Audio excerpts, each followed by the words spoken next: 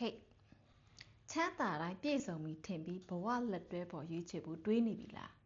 အဲ့ဒါဆိုဒီဗီဒီယိုလေးကြည့်သွားပေးရှင်မင်္ဂလာပါရှင် Relationship America နေကြိုဆိုပါရရှင်ကျွန်မမတနာပါရှင်ငွေရှိရင်အရာရာပြည့်စုံတယ်ဆိုတဲ့အတွေးကမှန်တယ်လို့ထင်ရပါမယ်တကယ်မှာအန္တရာယ်ရှိတဲ့အတွေးဖြစ်နေတယ်ရှင်ငွေရှိတယ်ကိုယ့်ရဲ့ချစ်သူကငွေရှိတယ်ဆိုရုံနဲ့လုံလောက်မနေဘူးဘယ်ဟာကိုအဓိကထားကြည့်ရမလဲဆိုတော့အချက်၃ချက်ပြပေးမယ်ရှင်နံပါတ်၁ချက်သူနဲ့ကိုနဲ့စိတ်ချင်းဆက်သွယ်မှုရှိလားဆိုတာထည့်တွက်ရမယ်ရှင်ကိုယ့်ရဲ့ချစ်သူကကိုယ့်ပေါ်နားလဲလားရွေးထွေးမှုရှိလားစိတ်ချင်းဆက်သွယ်မှုရှိလားဆိုတဲ့အနေအထားတွေကိုကကြည့်ရမယ်ရှင်အဲ့လိုမှမဟုတ်ဘူးဆိုရင်ဇိမ်ခံပစ္စည်းတွေနဲ့ရွှေနန်းတော်ထဲမှာတော့နေရပါတယ်ဒါပေမဲ့အထီးကျန်နေရလိမ့်မယ်ဘာလို့ဆိုကိုယ်လည်းနားလည်းမပေးဘူးကိုယ်လည်းနှွေးထွေးမပေးဘူးလေအဲ့ဆိုရင်တော့သိကြတယ်မင်းအထီးကျန်နေရလိမ့်မယ်နံပါတ်2တန်မိုးထားမှုချင်းတူရဲ့လားအဲ့ဒါဘာလဲဆိုတော့ငွေရှိတဲ့သူတိုင်းစိတ်ထားပြေဝနေမယ်လို့မဆိုလို့အဲ့ဒါကြောင့် तू ကအတ္တကြီးလား तू ကကိုယ့်ရောတန်မိုးထားရဲ့လားအဲ့ဒါကြီးထည့်တွက်ရမယ်ကိုယ့်ရောနှိမ်နေလားအဲ့လိုမှမဟုတ်ဘဲနဲ့ပွဲတစ်ခုသွားတယ်ကွာပွဲတစ်ခုသွားလိုက်လို့ကိုယ့်နေရာမပေးဘူးဇနီးမယားတယောက်နေရာမပေးဘူးဆိုရင်ဒီကဘာလို့မှာလဲဒီအိမ်တော်ကြီးကကြားတဲ့အခါမှာရံပွဲကြီးတွေဖြစ်လာနိုင်တယ်အဲ့တော့ဒါထည့်စဉ်းစားရမယ်နံပါတ်3အခက်ခဲကိုတူတူရင်ဆိုင်လားကြည့်ရမယ်ဘာလဲဆိုတော့ဘဝဆိုတာအမြဲတမ်းအတက်ကြီးပဲမသွားဘူးအမြင့်အနှိမ့်အမြင့်နဲ့သွားကြတယ်အဲ့တော့နှိမ့်ပါနေတဲ့အခြေအနေမှာရော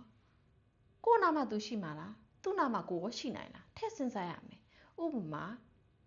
ပြောရရင်ကိုကကျမ်းမာရေးမကောင်းလို့ယောဂဖြစ်နေတဲ့အချိန်မှာသူကကိုယ်ပေါ့ပြုစုပေးမှာလားအဲ့အနေထားတွေပါထည့်စဉ်းစားရမယ်ပြီးတော့အဲ့ဒါကြီးထည့်စဉ်းစားဖို့လိုပါတယ်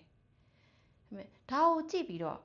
ငွေရှိတဲ့သူမစဉ်းစားရတော့ဘူးလားလို့မပြောဘူးငွေရှိတာလည်းထည့်တွက်ရမယ်ထည့်စဉ်းစားလို့ရတယ်ပေါ့နော်ဒါပေမဲ့ဒီအချက်တွေကပိုအရေးကြီးတယ်ဆိုတာကျွန်မပြောပြချင်တာပါရှင့်ကျွန်မဗီဒီယိုလေးကိုကြည့်ပြီးတော့အတွေးမြင်လေးတွေရသွားတယ်ဆိုရင်ကျွန်မကျင်တတ်ပါတယ်ရှင့်ကျွန်မရှိမှာဝန်ဆောင်မှု၃ခုရနေရဲဆိုတာမိတ်ဆွေတို့သိပြီးကြပြီလားကျွန်မဒါလေးကိုထပ်ပြီးတော့ထည့်ပြီးပြောပြပေးပြရစီရှင့်ဒါကအိမ်အောင်တွေမိမိရဲ့အိမ်အောင်ရေးကိုပျက်စီးမသွားအောင်ကြိုတင်ပြီးကာကွယ်မဲ့ထိမ့်သိမ်းပြီးသင်တန်းဖြစ်ပါတယ်ရှင့်နံပါတ်1နဲ့2ကသင်တန်းပါနံပါတ်3ကတော့ဝန်ဆောင်မှုပါနံပါတ်1ကဘာသင်တန်းလဲဆိုတော့အိမ်အောင်ထိမ့်သိမ်းပြီးအခြေခံအုတ်မြစ်သင်တန်းဖြစ်ပါတယ်ရှင့်ဒါကအိမ်အောင်တစ်ခုအတွက်လိုအပ်တဲ့အရာတွေအခြေခံအဖြစ်ဘာတွေလိုအပ်တယ်ဆိုတဲ့အရာကိုသင်ပေးမှဖြစ်ပါတယ်ရှင်ဥပမာကိုလိုချင်တဲ့အရာကိုဖြစ်လာဖို့အတွက်ကိုခင်ပွန်းကိုအမျိုးသမီးကိုဘယ်လိုပြောရမလဲဆိုတဲ့စကားပြောနည်းတွေပါမယ်ဒေါသတွေဖြစ်လာတဲ့အခါမှာကိုအိမ်အောင်ဘက်ဒေါသဖြစ်ရင်ကိုကဘယ်လို supporting ပေးရမလဲဆိုတဲ့အရာတွေပါမယ်ဒီသင်တန်းရဲ့ကြာချိန်က1လဖြစ်ပါတယ်တစ်ပတ်ကို2ရက်သင်ပေးမှာဖြစ်ပါတယ်ရှင်သူကစာသင်ပေးမှာမဟုတ်ပါဘူးရှင်ဆွေးနွေးခြင်းနဲ့အတွေးအမြင်တွေပြောင်းပြီးစိတ်ပညာသင်တန်းသဘောမျိုးသင်ပေးမှာဖြစ်ပါတယ်ရှင်အတွေးမြင်တွေပြောင်းသွားမဲ့စိတ်ပညာသင်တန်းပါရှင်လူကြီးကန့်သက်ထားတဲ့အတွက်အချိန်မီလာရောက်အနှံဖို့လိုပါတယ်သင်တန်းကြီးကတော့3သိန်းကျပ်ဖြစ်ပါတယ်ရှင်နံပါတ်2က VIP special သင်တန်းဖြစ်ပါတယ်ရှင်ဒီသင်တန်းကကြတော့ထူးခြားချက်တွေရှိရရှင်ဘာလဲဆိုတော့ဇုံတွဲလိုက်သို့မဟုတ်1 by 1တယောက်ချင်းသင်ရမယ်သင်တန်းဖြစ်ပါတယ်ရှင်မိမိရဲ့အိမ်တော်ကြီးကိုဘလို့ပလန်ဆွဲပြီးဘလို့သွားမယ်ဆိုတဲ့သင်ရိုးကိုတီးတန့်ရေးဆွဲပြီးသင်ပေးမှာဖြစ်ပါတယ်ရှင်အဲ့ဒီမှာဘာတွေထူးခြားချက်ပါလဲဆိုတော့ဘာပညာရက်ပါလဲဆိုတော့ကျမရဲ့လေ့လာသင်ယူထားတဲ့စိတ်ပညာဘာသာရက်ပါမယ်နံပါတ်2ကကျမတက်ထားတဲ့ရုပ်ဆင်းအင်္ဂါကြည့်ပြီးတော့သူတို့ရဲ့စိတ်ပိုင်းဆိုင်ရာတွေကိုပြင်ရမယ့်အပိုင်းတွေနဲ့ကြည့်ပြီးသင်ပေးမှာပါပြီးရင်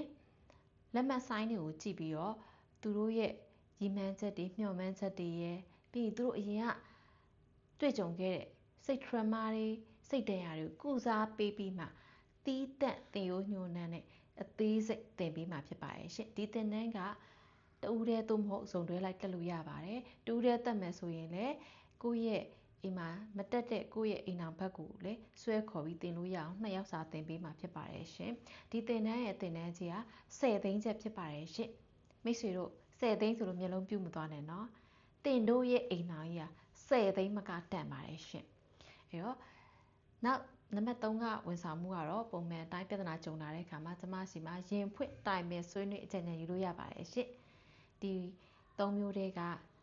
ကိုယ့်အတွက်ဘယ်ဟာအဆင်ပြေမလဲပြေမဲ့ဟာလေးစိတ်ဝင်စားတဲ့တက်ချင်တယ်ဆိုရင်တော့ကျမရဲ့ Messenger တို့လာခဲ့ပေးပါရှင့်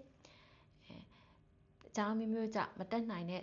ကျမတင်တာမတက်နိုင်တဲ့သူတွေအတွက်လည်းကျမကလာစဉ်စနေနေ့တိုင်းည9:00 နာရီမှာ live လွှင့်ပြီးတော့ပညာဒါနသင်ပေးအောင်မှာဖြစ်ပါတယ်ရှင်အဲ့ဒီအတွက်ကျမရဲ့ Facebook page ရဲ့ TikTok ကိုအစဉ်ပြတ်စောင့်ကြည့်ပေးဖို့လိုအပ်ပါတယ်ရှင်ကျေးဇူးတင်ပါတယ်ရှင်ချစ်သူတိုင်းအိမ်အောင်ရှင်တိုင်းချစ်ချင်းမြတ်တာတွေတိုးပွားပြီးအရာအလုံးအဆင်ပြေချောမွေ့ကြပါစေရှင်ကျေးဇူးတင်ပါတယ်ရှင်